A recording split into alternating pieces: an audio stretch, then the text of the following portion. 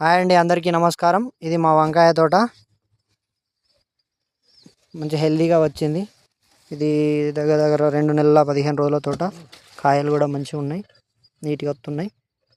అక్కడక్కడ ఇలాంటి మచ్చలు, పురుగులు ఏం లేదు, కానీ తక్కువ మంచి నీట్గా వచ్చిందండి తోట. ఇందులో మేము మల్చింగ్ వేసి బాగా లెంత్ ఉన్నదని చెప్పేసి మల్చింగ్ వేసి బీర చెట్లు పెట్టినాం. బీరపాదులు పెట్టినాం. బీరపాదులకు మా నాన్న ఈరోజు కట్టెలు వాడుతుండు. ఈ కట్టెలతోటి ఇట్లా స్టేకింగ్ చేస్తాం. అది కూడా ఇవి పెడతా.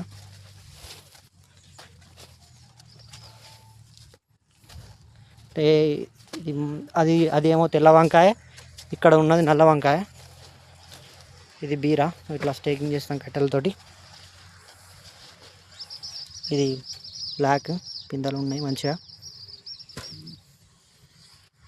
ఇట్లా వస్తుంది.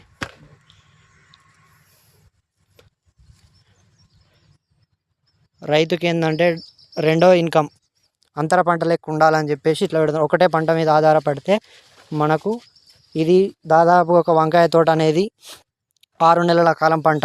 ఇదే 6 నెలలు చూసుకుంటుంటే మనకు రాదు, డబ్బులు ఇన్కమ్ ఉండదు. అందుకొరకే ఇందులో బీర ఎంతో కొంత ఆదాయం కొరకు బీర సెట్ చేసినాం. బీర తోట ఎట్లా ఉంది, వంకాయ తోట ఎట్లుందో కామెంట్ చేయండి అందరూ. హాయ్ అండి, అందరికీ నమస్కారం. ఇది మా వంకాయ తోట. మంచి హెల్దీగా వచ్చింది. ఇది దగ్గర దగ్గర 2 నెలల 15 రోజుల తోట. కాయలు కూడా మంచిగా ఉన్నాయి, నీట్గా వస్తున్నాయి. అక్కడక్కడ ఇలాంటి మచ్చలు, పురుగులు ఏం లేదు, కానీ తక్కువ మంచి నీట్గా వచ్చిందండి తోట. ఇందులో మేము మల్చింగ్ వేసి బాగా లెంత్ ఉన్నదని చెప్పేసి మల్చింగ్ వేసి బీర చెట్లు పెట్టినాం. బీరపాదులు పెట్టినాం. బీరపాదులకు మా నాన్న ఈరోజు కట్టెలు వాడుతుండు. ఈ కట్టెలతోటి ఇట్లా స్టేకింగ్ చేస్తాం. అది కూడా ఇవి పెడతా.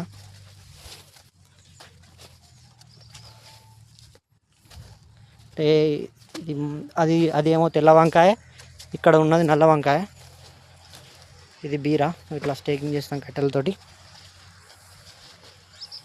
ఇది బ్లాక్, పిందెలు ఉన్నాయి మంచిగా, ఇట్లా వస్తుంది.